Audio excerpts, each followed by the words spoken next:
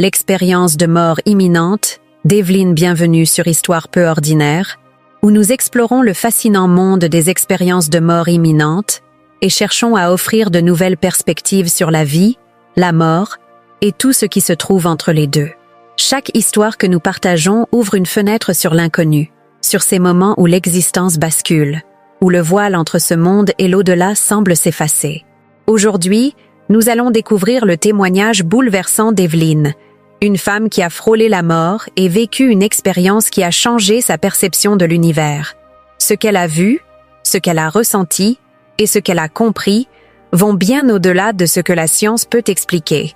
Tout a commencé par un matin ordinaire, un matin comme les autres. Evelyn n'avait aucune idée que sa vie allait basculer en quelques instants. Elle conduisait une vieille voiture, usée par les années, un véhicule qui vibrait à chaque tournant et dont les pneus fatigués semblaient glisser légèrement sur la route humide. Elle était perdue dans ses pensées, ruminant les événements récents de sa vie, les choix qu'elle avait faits, les regrets qui pesaient sur elle.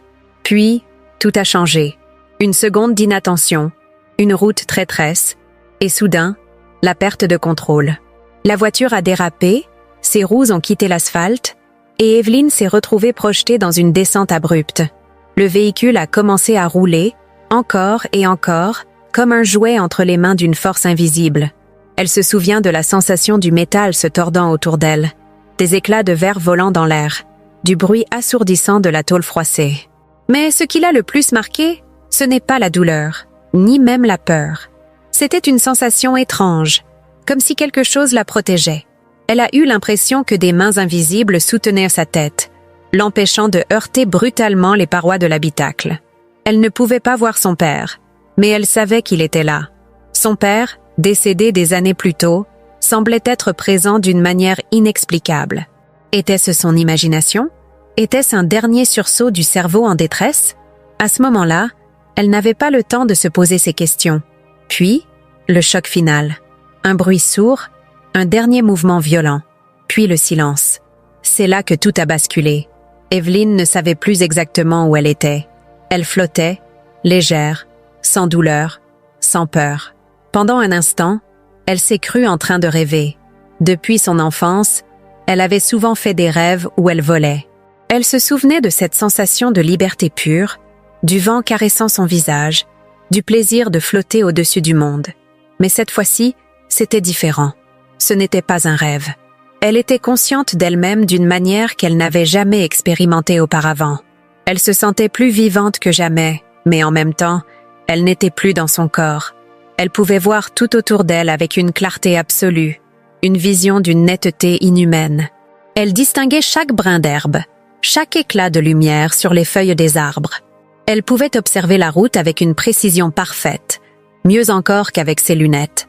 Puis, elle a regardé en bas. Elle a vu sa voiture, retournée, fumante, et elle s'est vue elle-même, ou du moins son corps, toujours attachée au siège, la tête inclinée, immobile. Un frisson a parcouru son être, un frisson qui n'était pas physique, mais quelque chose de plus profond, une prise de conscience vertigineuse. Si son corps était là, alors où était-elle? Était-elle morte? Était-ce cela, la fin? Avant même qu'elle puisse répondre à ces questions, un mouvement l'a attirée vers le haut. Elle ne tombait pas, elle ne flottait pas non plus. Elle était tirée vers quelque chose, une force douce mais irrésistible qui l'attirait vers un point précis dans le ciel. C'est alors qu'elle l'a vu. Un vortex s'ouvrait au-dessus d'elle, une brèche lumineuse, pulsante, bordée de nuages en perpétuel mouvement. À l'intérieur, une lumière indescriptible, plus intense que le soleil, mais qui ne brûlait pas. Elle n'éblouissait pas non plus, au contraire, elle semblait l'accueillir, l'envelopper d'une chaleur bienveillante. Autour de cette ouverture cosmique, des formes lumineuses tournaient lentement, comme des étoiles vivantes, des entités faites de pure énergie. Elles entraient et sortaient du vortex, traversant cette frontière entre le visible et l'invisible avec une fluidité parfaite. À cet instant, Evelyn a compris qu'elle n'était pas en train de rêver. Elle était quelque part, ailleurs. Et soudain, un sentiment l'a envahie, une reconnaissance profonde, une révélation immédiate. Elle s'est agenouillée intérieurement et a murmuré, bouleversée, « Oh mon Dieu, tu es… » C'était comme si une partie d'elle avait toujours su, Comme si, depuis sa naissance, elle avait oublié une vérité essentielle. Mais qu'en cet instant précis, tout lui revenait. Une mémoire ancienne, une connexion perdue avec quelque chose de plus grand qu'elle. Elle se souvenait des questions qu'elle se posait enfant, allongée dans son lit, fixant le plafond, se demandant où s'arrêtait l'univers. Elle se souvenait d'avoir essayé d'imaginer l'infini, jusqu'à ce que son esprit ne puisse plus aller plus loin. Et maintenant, elle comprenait. L'univers n'avait pas de limite. L'univers n'était pas seulement un espace physique, mais une conscience, une présence, une énergie infinie. Et elle faisait partie de cette énergie. Une paix absolue l'envahit. Un amour indescriptible l'engloba entièrement. Ce n'était pas une émotion comme celle que l'on ressent sur Terre. C'était bien plus profond, plus pur, plus réel. Elle n'avait jamais ressenti quelque chose d'aussi puissant. Mais alors qu'elle commençait à accepter ce nouvel état, une autre prise de conscience s'imposa à elle. Si elle était ici, que restait-il de sa vie, de son passé, de ceux qu'elle aimait? Un sentiment étrange la traversa, un mélange de curiosité et d'appréhension. Elle savait que ce voyage ne faisait que commencer. Elle était sur le point de découvrir quelque chose d'encore plus grand, quelque chose qui allait changer à jamais sa compréhension du monde. Elle n'avait encore aucune idée de ce qui l'attendait. Les leçons tirées de l'EMI. Le temps semblait s'être suspendu. Evelyn était là, flottant dans cet espace entre deux mondes, absorbée par cette lumière qui l'appelait. Ce n'était pas seulement une lumière, c'était une présence, un appel silencieux qui résonnait au plus profond d'elle. Elle ne se sentait plus humaine, plus limitée par son corps ou par ses peurs. Tout était clair, limpide, et pour la première fois de sa vie, elle comprenait véritablement ce qu'était l'existence. Puis, tout changea. Une force douce, mais irrévocable, l'attira vers un point précis dans cet océan de lumière. Son esprit se retrouva projeté dans une sorte d'espace intemporel, où tout ce qu'elle avait vécu lui fut révélé sous un nouvel angle. Une vision, éclatante et indiscutable, s'imposa à elle. C'était sa propre vie, mais pas comme elle l'avait perçue jusque-là. Elle se vit enfant, insouciante et curieuse, posant des questions sur l'univers, sur Dieu, sur l'immensité du cosmos. Elle se vit adolescente, pleine de doutes, parfois égarée, cherchant un sens à son existence. Puis, elle se vit adulte, en proie aux regrets, aux blessures accumulées au fil des années. Chaque décision qu'elle avait prise lui apparut avec une clarté déconcertante. Mais ce n'était pas un simple film qui défilait sous ses yeux. Elle voyait sa vie sous un prisme différent, celui de la vérité absolue. Chaque instant d'égoïsme, chaque choix motivé par la peur ou l'orgueil lui fut révélé avec une intensité qu'elle n'aurait jamais imaginée. Ce n'était pas seulement des souvenirs, c'était comme si elle ressentait, en temps réel, l'impact de ses actions sur les autres. Lorsqu'elle avait blessé quelqu'un, elle ressentait la douleur de cette personne. Lorsqu'elle avait manipulé, elle expérimentait la confusion et la souffrance qu'elle avait causée. Chaque moment d'égoïsme lui revenait avec une intensité bouleversante, comme si elle devait maintenant porter le poids de ses propres choix. Un choc lui traversa l'âme. Elle n'avait jamais cru être une mauvaise personne. Comme tout le monde, elle avait fait des erreurs, des choix regrettables. Mais elle n'avait jamais pris conscience à ce point de la portée de ses actes. Puis, quelque chose d'encore plus fort la transperça, l'amour qu'elle avait reçu, mais qu'elle n'avait pas toujours su reconnaître. Chaque fois que quelqu'un lui avait tendu la main et qu'elle avait ignoré ce geste, chaque fois qu'on lui avait offert de l'aide et qu'elle l'avait rejeté par orgueil, chaque moment où l'on lui avait donné de l'amour et où elle ne l'avait pas accepté par peur d'être vulnérable, tout lui apparut d'un seul coup, comme une vague de tendresse qu'elle n'avait jamais su apprécier pleinement. Elle réalisa alors que la plus grande erreur n'était pas seulement de faire du mal aux autres, mais aussi de ne pas avoir su accueillir l'amour qui lui était destiné. Une douleur profonde s'empara d'elle. Son âme fut traversée par une vague d'émotions qu'elle ne pouvait contenir. Elle voulait fuir cette vérité, se détourner de ce miroir implacable, mais elle ne le pouvait pas. Et c'est alors qu'une présence apparut à ses côtés. Elle ne savait pas comment la décrire, mais elle sut immédiatement qu'elle était face à quelque chose d'immense. Une entité lumineuse, d'une bienveillance infinie, se tint près d'elle. Ce n'était pas le Jésus des tableaux ou des églises, ce n'était pas une image qu'elle avait en tête. C'était quelque chose de bien plus vaste, de bien plus pur. Une lumière vivante, un amour qui dépassait tout ce qu'elle avait jamais connu. D'une voix douce, La présence lui parla. Je prends cette douleur. Elle m'appartient. Et en un instant, tout le poids de sa culpabilité disparut. C'était comme si la lumière elle-même absorbait cette peine, cette honte, cette peur. Comme si tout ce qu'elle avait porté toute sa vie, regrets, blessures, douleurs secrètes, était dissous dans cette énergie bienveillante. Elle n'avait jamais rien ressenti de tel. Puis, une vérité lui fut transmise, non pas sous forme de mots, mais sous forme de pure compréhension. Une idée d'une simplicité désarmante, mais d'une profondeur infinie. Nous sommes faits de chair, et la chair est imparfaite. Elle est régie par des instincts, des désirs, des mécanismes qui nous poussent à l'erreur. Pécher n'est pas une faute, c'est une condition de l'existence humaine. Mais nous avons toujours le choix de grandir, d'apprendre et d'évoluer vers quelque chose de plus grand. Elle comprit alors que la vie n'était pas un test cruel, un parcours semé d'embûches destiné à punir ceux qui échouent. C'était une école, un chemin d'apprentissage, un voyage où chaque erreur était une occasion de comprendre, de progresser. Le pardon n'était pas seulement un concept religieux ou moral. C'était une énergie vivante, un acte libérateur, une force qui permettait à l'âme de continuer son évolution. Tout ce qu'elle avait vécu sur Terre, toutes les souffrances, tous les doutes, toutes les pertes, ce n'était pas une punition. C'était un voyage, une expérience. Et elle avait encore tant à apprendre. Puis, une dernière pensée lui traversa l'esprit. Si cette lumière, cet amour, cette vérité était réelle, alors pourquoi personne ne le savait? Pourquoi tant de gens vivaient-ils dans la peur, le doute, la souffrance, sans jamais percevoir cette réalité plus grande? Elle leva les yeux vers l'entité lumineuse, cherchant une réponse. C'est alors qu'elle sentit quelque chose d'étrange, comme si une frontière invisible venait d'être franchie. Comme si elle s'approchait de quelque chose de plus grand encore, quelque chose qu'elle n'était pas certaine d'être prête à voir. Elle comprit qu'elle était sur le point d'entrer dans une nouvelle phase de son voyage, et ce qu'elle allait découvrir allait transformer sa compréhension de l'existence à jamais. La vie après la mort. Evelyne sentit un frisson parcourir son être, mais ce n'était pas un frisson de peur. C'était un appel, une force douce mais irrésistible qui l'entraînait plus loin, vers quelque chose d'inconnu, quelque chose qu'elle ne pouvait pas encore comprendre. Elle n'était plus seulement une spectatrice de son propre voyage. Elle était emportée, guidée, comme si une main invisible l'invitait à franchir une nouvelle étape. Devant elle, la lumière continuait de briller, mais elle changeait. Elle devenait plus vaste, plus profonde. Ce n'était pas une simple lueur. C'était un monde entier, un espace infini où tout semblait baigné dans une paix absolue. Evelyne sentit qu'elle traversait une frontière, mais elle ne savait pas vraiment quoi. Était-ce la limite entre la vie et la mort?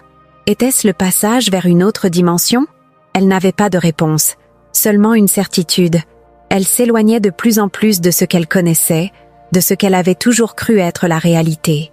Soudain, elle se retrouva plongée dans un espace indescriptible.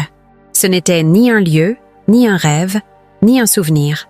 C'était une expérience brute, une réalité plus vraie que tout ce qu'elle avait connu sur Terre. Elle était là, flottant dans un océan de lumière, mais cette lumière n'était pas uniforme. Elle était vivante, elle vibrait, elle semblait résonner avec quelque chose en elle. Puis, elle vit des formes émerger de cette lumière. Des silhouettes se dessinèrent, floues d'abord, puis de plus en plus précises. Ce n'étaient pas des étrangers. Elle les connaissait. Un choc l'envahit alors qu'elle comprenait ce qui se passait. C'étaient des êtres qu'elle avait aimés. Son cœur se serra alors qu'elle reconnaissait leur visage, leur présence. Son père, sa grand-mère, des amis partis trop tôt, tous étaient là, debout devant elle, baignés dans cette lumière bienveillante, mais ce n'était pas comme dans ses souvenirs. Ils n'avaient pas l'air tristes, ni souffrants. Ils étaient paisibles, radieux, comme s'ils avaient enfin trouvé ce qu'ils cherchaient. Elle voulut leur parler, leur poser 1000 questions, mais à cet instant, elle comprit quelque chose d'étrange. La communication ne se faisait pas par des mots. Elle ressentait leurs pensées, leurs émotions. Tout était limpide, sans la moindre ambiguïté. Il n'y avait plus besoin de langage, plus de barrières entre les esprits. Une compréhension totale, instantanée. Son père s'approcha et elle sentit immédiatement l'amour qu'il lui portait. Un amour pur, sans condition, sans regret. Il ne lui reprochait rien, il ne la jugeait pas. Il était simplement heureux de la voir. Elle voulut lui demander où ils étaient, si c'était le paradis, si c'était la vie après la mort. Mais avant même qu'elle puisse formuler sa question, la réponse s'imposa à elle. Il n'y avait pas de mots pour décrire cet endroit. Ce n'était ni un paradis, ni un lieu fixe, ni un monde comme ceux que nous connaissons. C'était un état d'être, un espace de transition, une étape dans un voyage bien plus vaste que ce qu'elle aurait pu imaginer. Une profonde paix s'empara d'elle alors qu'elle réalisait que la mort n'était pas une fin. Ce n'était pas un néant, une disparition, une extinction. C'était simplement un passage. Et ce passage n'était pas le même pour tout le monde. Elle ressentit d'autres présences, certaines proches, d'autres plus lointaines. Chacun semblait être à un stade différent de son propre voyage. Certains rayonnaient d'une lumière éclatante, d'autres semblaient encore en transition, comme s'ils s'adaptaient à cette nouvelle réalité. Elle comprit alors que la mort n'était pas un événement brutal et définitif. C'était un processus, une continuité. Mais alors qu'elle se laissait porter par cette sérénité, une autre pensée s'imposa à elle. Si la mort était un passage, si elle n'était pas une fin, alors qu'en était-il de ceux qui avaient peur de mourir, de ceux qui s'accrochaient à la vie par crainte de ce qui les attendait de l'autre côté? Elle sentit une réponse naître en elle, une compréhension nouvelle. La peur de la mort ne venait pas de l'acte de mourir en lui-même. Elle venait de l'ignorance, du fait que nous passons nos vies à fuir cette réalité, à nous distraire, à éviter d'y penser. La mort n'est effrayante que parce que nous ne la comprenons pas. Mais ici, dans cet espace entre les mondes, tout était clair. Et elle savait que si les gens pouvaient entrevoir ce qu'elle voyait, s'ils pouvaient ressentir cette paix, alors ils ne craindraient plus jamais la mort. Une immense gratitude l'envahit. Elle aurait voulu rester ici pour toujours, explorer ce monde, comprendre plus encore. Mais quelque chose l'appelait ailleurs. Une nouvelle présence, encore plus lumineuse, encore plus puissante, se fit sentir autour d'elle. Et elle comprit que son voyage n'était pas terminé. Quelque chose de plus grand l'attendait.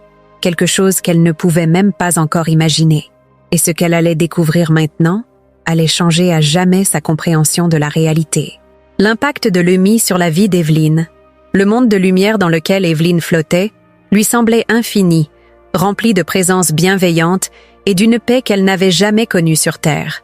Tout était clair, chaque question trouvait une réponse instantanée, chaque émotion était comprise sans qu'un mot ne soit prononcé.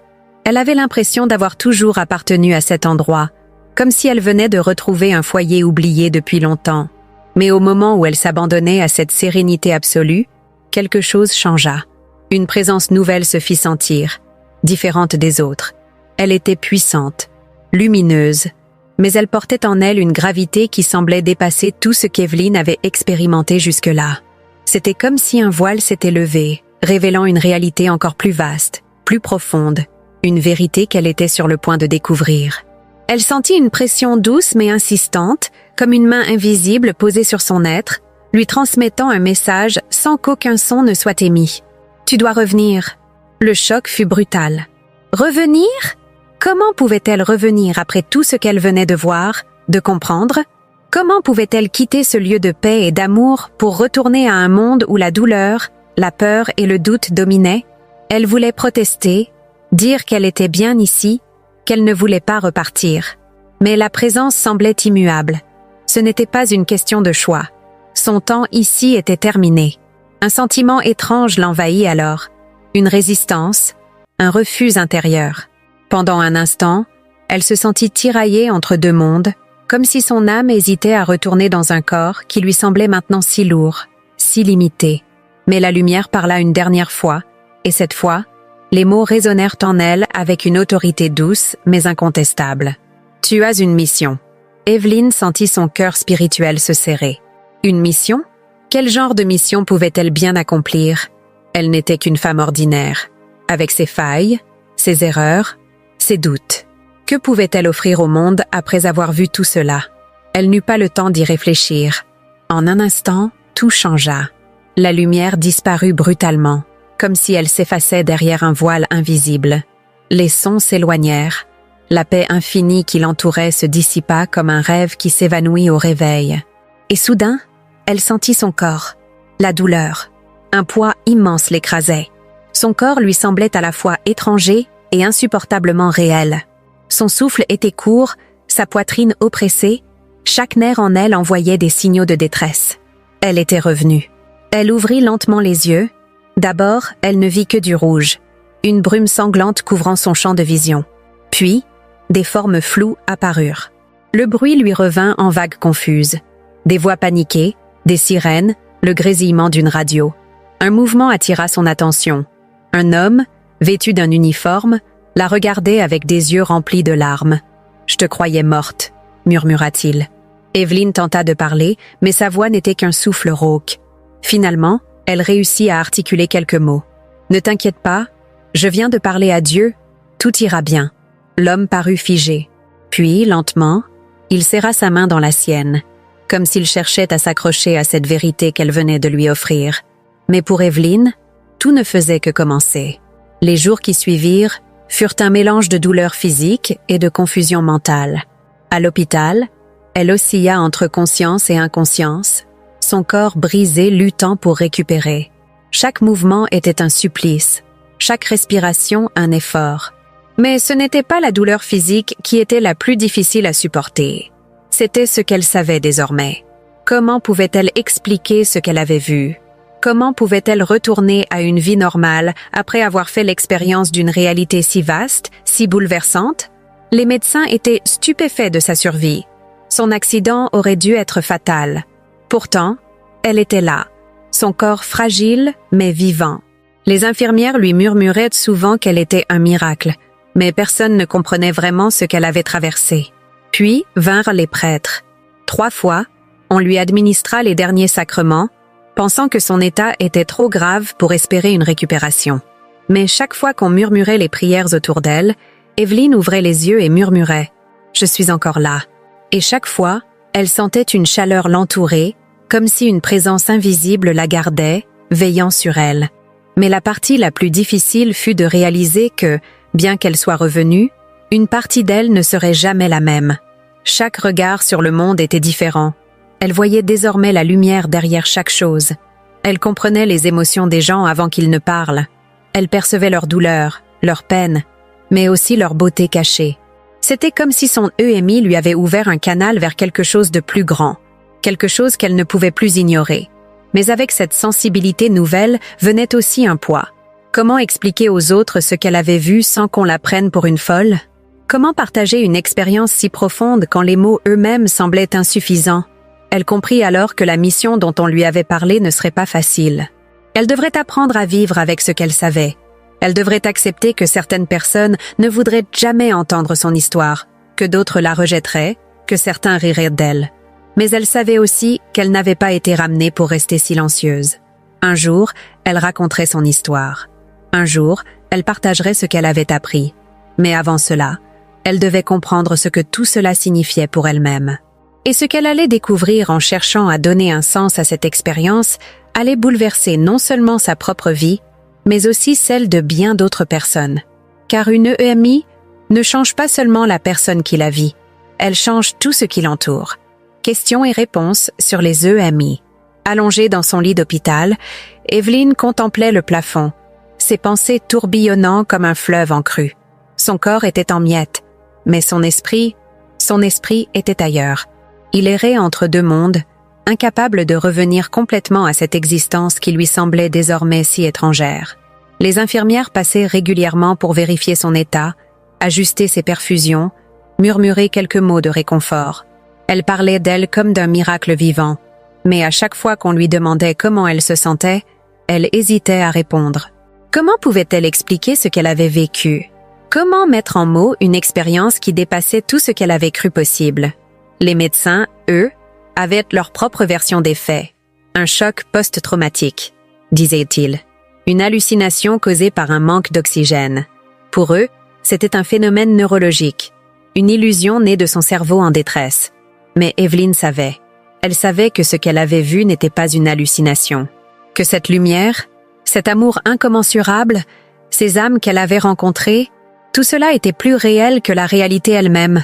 Et pourtant, les questions se bousculaient en elle. Pourquoi elle? Pourquoi lui avait-on permis de voir ce qui se trouvait de l'autre côté, alors que tant d'autres vivaient dans le doute? Était-elle censée faire quelque chose de spécial avec ce savoir? Ou bien, était-ce simplement un cadeau? une bénédiction silencieuse qu'elle devait garder pour elle, mais plus elle réfléchissait, plus les questions devenaient grandes. Qu'est-ce qu'une expérience de mort imminente? Pourquoi certaines personnes en vivent-elles et d'autres non? Elle avait entendu parler de ces récits bien avant son accident, mais elle n'y avait jamais vraiment prêté attention. Maintenant, elle comprenait que ces expériences n'étaient pas rares. Partout dans le monde, des milliers de personnes avaient rapporté des témoignages similaires. La sensation de quitter son corps, la lumière au bout d'un tunnel, la paix indescriptible, les retrouvailles avec des êtres chers disparus. Et pourtant, chaque EMI semblait unique. Certaines personnes rapportaient avoir vu des paysages célestes, d'autres des cités de lumière, d'autres encore avaient rencontré des figures religieuses correspondant à leurs croyances. Des bouddhistes avaient vu le Bouddha, des chrétiens avaient vu le Christ, et certains n'avaient vu que de pures énergies bienveillantes, sans forme définie. Alors, l'expérience dépendait-elle de nos attentes? Ou bien était-ce simplement notre manière humaine d'interpréter quelque chose qui nous dépasse totalement? Evelyn se demandait aussi pourquoi certaines EMI étaient si profondément transformatrices, tandis que d'autres restaient floues, éphémères. Était-ce lié à la personne elle-même, à son état d'esprit, à sa sensibilité, à sa mission sur Terre? Et surtout, que se passait-il après une EMI? Le retour à la vie était-il censé être une épreuve en soi? Elle se souvenait du moment où elle avait senti son corps redevenir lourd, douloureux, limité. Cette transition avait été brutale, comme si elle était passée d'un océan infini de liberté à une cage minuscule. Et ce n'était pas seulement physique. Elle se sentait différente. Elle voyait les gens différemment. Leurs mots sonnaient creux lorsqu'ils parlaient de choses triviales, comme si elle percevait maintenant une autre réalité, une autre profondeur derrière chaque conversation, derrière chaque émotion. Elle ressentait la douleur des autres comme si elle était la sienne. Elle savait quand quelqu'un souffrait intérieurement, même quand il souriait. Et plus que tout, elle avait une certitude absolue. La mort n'était pas une fin. Ce qu'elle avait vu n'était pas une illusion. Elle avait été de l'autre côté. Elle avait touché une vérité que personne ne pouvait lui enlever. Mais comment expliquer cela à ceux qui n'avaient jamais fait cette expérience? Elle repensait aux sceptiques, aux scientifiques qui cherchaient à tout rationaliser. Elle comprenait leur point de vue. Après tout, si elle-même n'avait pas vécu cela, elle aurait peut-être douté. Mais il y avait quelque chose d'inexplicable dans son EMI. Elle avait vu des choses qu'elle n'aurait pas pu voir. Elle se souvenait distinctement d'avoir observé son propre corps depuis un point en hauteur, juste après l'accident. Elle avait vu les secours arriver, entendu les conversations des policiers et des ambulanciers, perçu des détails qu'elle ne pouvait pas connaître. Et pourtant, lorsqu'elle en parla plus tard, tout correspondait. Elle se demanda alors combien de gens avaient en vécu la même chose, mais avaient choisi de se taire, de peur d'être moqués ou incompris. Pourquoi le sujet des EMI était-il si tabou? Pourquoi l'idée d'une vie après la mort faisait-elle si peur? Elle se rendit compte que nous passons la majeure partie de nos vies à éviter cette question. Nous nous distrayons, nous nous immergeons dans nos routines, dans nos préoccupations quotidiennes, comme si nous pouvions ignorer la mort indéfiniment. Mais un jour, elle nous rattrape tous. Alors, pourquoi ne pas essayer de comprendre ce qu'il y a après? Pourquoi ne pas s'ouvrir à ces témoignages, à ces expériences, au lieu de les rejeter d'emblée? Evelyn sentit une certitude grandir en elle. Elle ne pourrait peut-être pas convaincre tout le monde. Elle ne pourrait peut-être pas prouver scientifiquement ce qu'elle avait vécu. Mais elle pouvait témoigner. Elle pouvait partager ce qu'elle avait appris. Et peut-être qu'un jour, quelqu'un qui avait peur, quelqu'un qui doutait, quelqu'un qui venait de perdre un être cher, entendrait son histoire et trouverait un peu de réconfort, un peu d'espoir. Parce qu'au fond, c'était bien cela qu'elle avait ramené de l'autre côté. Non pas une preuve, mais une certitude. La mort n'est pas une fin, c'est un passage. Et ceux que nous aimons ne disparaissent jamais vraiment. Ils sont là, de l'autre côté de ce voile, à nous attendre. Evelyn ferma les yeux, laissant cette pensée la bercer. Son voyage ne faisait que commencer. La science des EMI. Evelyn était allongée dans son lit d'hôpital, les yeux fixés sur le plafond, son esprit perdu entre la réalité et l'inconnu. Ses pensées se bousculaient, oscillant entre émerveillement et questionnement. Ce qu'elle avait vécu ne pouvait pas être réduit à une simple hallucination. Et pourtant, la science refusait d'admettre une telle possibilité. Elle se souvenait des regards sceptiques des médecins lorsqu'elle avait mentionné sa sortie hors du corps, sa vision vortex de lumière, sa rencontre avec des êtres disparus. Elle avait vu leur hésitation, leur besoin de rationaliser son expérience. Ce sont des souvenirs fabriqués par le cerveau sous stress. C'est une réaction chimique due à un manque d'oxygène. Des hallucinations provoquées par la libération d'endorphines. Ils avaient tous une explication. Mais aucune d'elles ne résonnait avec ce qu'elle savait au plus profond d'elle-même. Alors, qu'en disait réellement la science? Evelyn avait toujours été curieuse, une chercheuse d'explications. Elle savait que son EMI ne faisait pas exception, qu'elle n'était pas la seule à avoir vécu une telle expérience. Elle se mit alors à explorer ce que les chercheurs et les scientifiques disaient sur le sujet. Elle découvrit que les expériences de mort imminente n'étaient pas un phénomène isolé.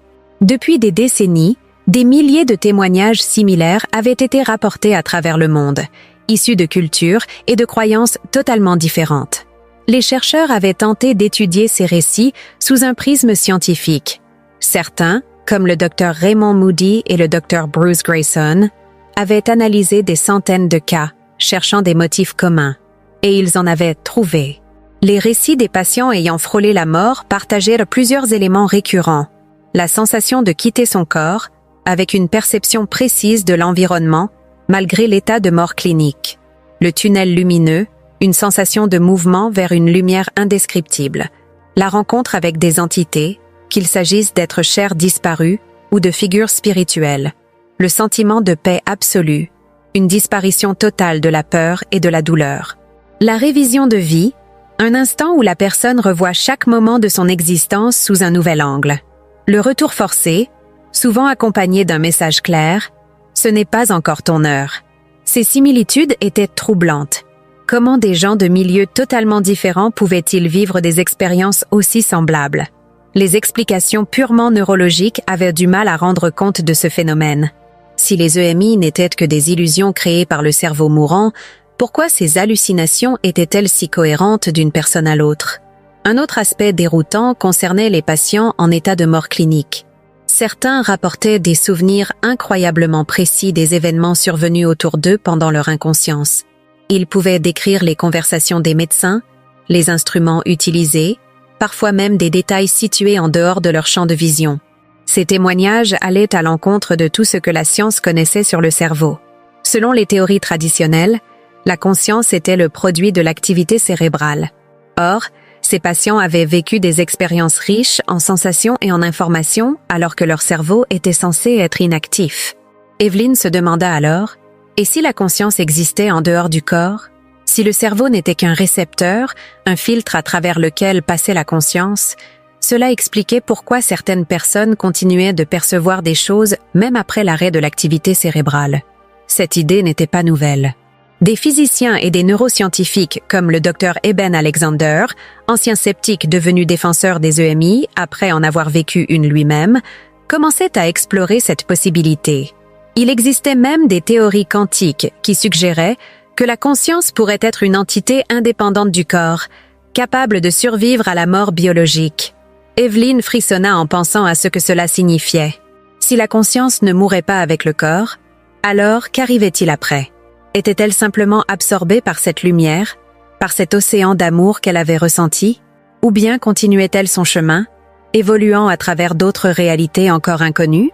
Elle savait que la science avait encore beaucoup à découvrir, mais elle savait aussi que ce qu'elle avait vécu était réel. Les chercheurs pouvaient proposer toutes les théories qu'ils voulaient, parler de neurotransmetteurs et d'illusions cérébrales, cela ne changeait rien à ce qu'elle avait ressenti. La science tentait de comprendre, et elle respectait cela.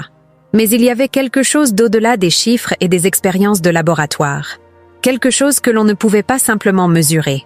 Quelque chose qui dépassait même l'entendement humain. Et c'était précisément cette immensité qui l'attendait encore, cachée derrière le voile de la réalité. Car ce qu'elle avait vu et ressenti n'était qu'un fragment d'un tout encore plus grand. Et plus elle cherchait des réponses, plus elle se rendait compte qu'elle n'était qu'au début de son voyage. EMI et religion. Evelyn fixait le plafond de sa chambre d'hôpital, mais son esprit était ailleurs. Elle avait toujours vécu avec des idées vagues sur la spiritualité. Elle croyait qu'il y avait peut-être quelque chose après la mort, mais jamais elle n'avait ressenti une certitude aussi profonde. Maintenant, Après son EMI, il ne s'agissait plus de croyance. C'était une connaissance, une vérité gravée en elle. Mais cette vérité, elle se demanda comment elle s'intégrait dans les différentes croyances du monde. Depuis son retour, elle avait reçu la visite de plusieurs religieux, prêtres, pasteurs, même une infirmière bouddhiste qui avait écouté son histoire avec un intérêt profond.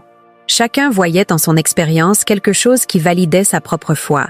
Un prêtre catholique lui avait dit que ce qu'elle avait vu était une manifestation de Dieu, une preuve de la vie éternelle auprès du Seigneur. Un pasteur évangélique lui avait affirmé que la lumière qu'elle avait rencontrée n'était autre que Jésus lui-même, l'amenant à un éveil spirituel.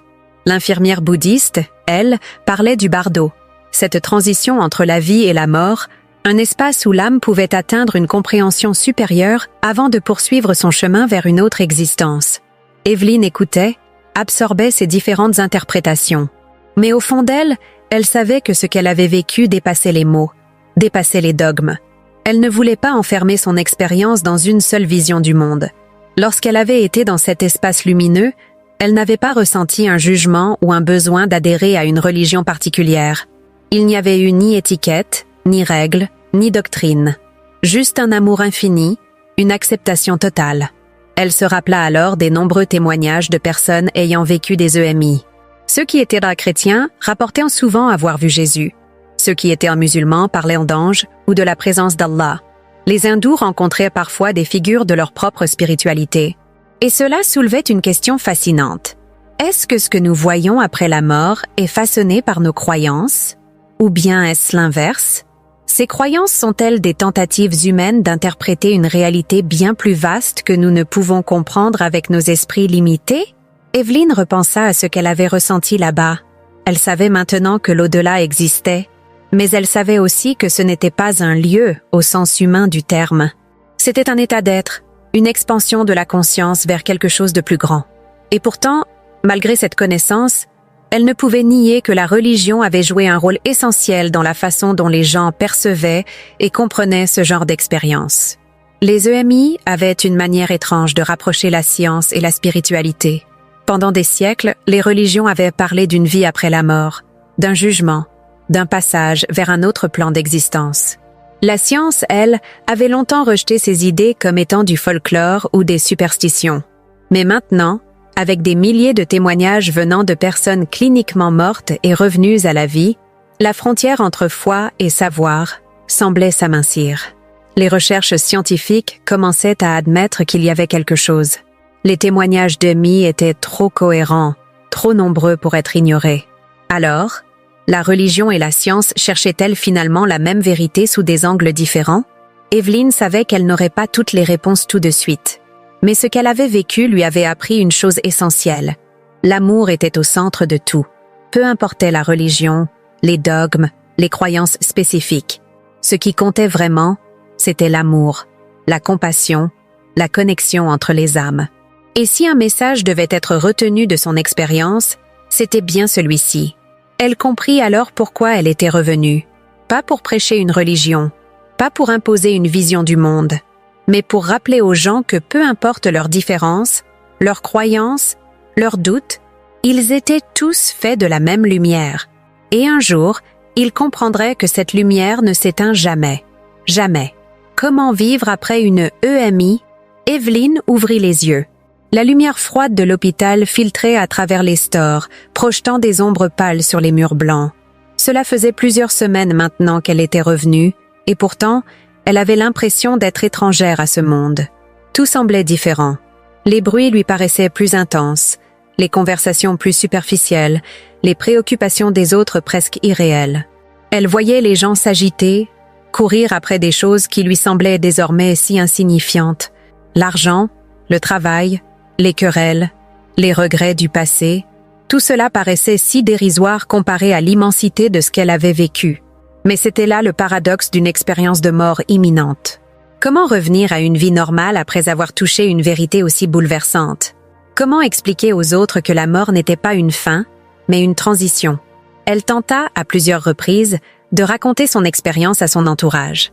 Certains l'écoutèrent avec fascination, d'autres avec scepticisme. Mais il y eut aussi ceux qui la regardèrent avec inquiétude, comme si elle avait perdu la raison. On lui conseilla d'oublier, de passer à autre chose, de reprendre sa vie en main. Mais Evelyn savait qu'il n'y avait pas de retour en arrière. Elle n'était plus la même personne. La femme qu'elle avait été avant son accident n'existait plus. Quelque chose en elle avait changé à jamais. Les mois qui suivirent furent une lutte silencieuse. D'un côté, elle ressentait un profond désir de partager son message, de témoigner, d'apporter aux autres la paix qu'elle avait trouvée de l'autre côté. Mais de l'autre, elle se heurtait à l'incompréhension, à la méfiance d'un monde qui ne voulait pas entendre parler de ce qui l'attendait après la mort. Alors, elle apprit à se taire. Elle garda son histoire pour elle, la laissant mûrir en silence, attendant le bon moment pour la partager avec ceux qui seraient prêts à l'entendre. Mais même si elle ne parlait pas toujours de son EMI, elle savait qu'elle pouvait appliquer ce qu'elle avait appris. Elle commença à voir la vie sous un nouvel angle. Avant, elle avait peur de l'échec, peur du jugement des autres, peur de ne pas être à la hauteur. Maintenant, ses craintes lui semblaient absurdes. Elle comprit que la vie était une école, un voyage où chaque erreur était une leçon, où chaque douleur était une opportunité de grandir. Elle se promit de ne plus gaspiller un seul instant. Elle cessa de remettre ses rêves à plus tard. Elle prit des risques qu'elle n'aurait jamais osé prendre auparavant. Elle se réconcilia avec des gens qu'elle avait perdus de vue. Elle apprit à pardonner, non pas pour les autres, mais pour elle-même. Elle cessa de se préoccuper des petites choses insignifiantes qui, autrefois, lui semblaient si importantes. Et surtout, elle apprit à aimer. Pas seulement les autres, mais aussi elle-même.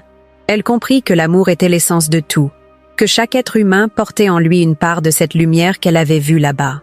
Et que sa mission, la raison pour laquelle elle était revenue, n'était pas de prouver quoi que ce soit, mais simplement de vivre avec cette vérité, avec ce savoir, avec cette paix intérieure.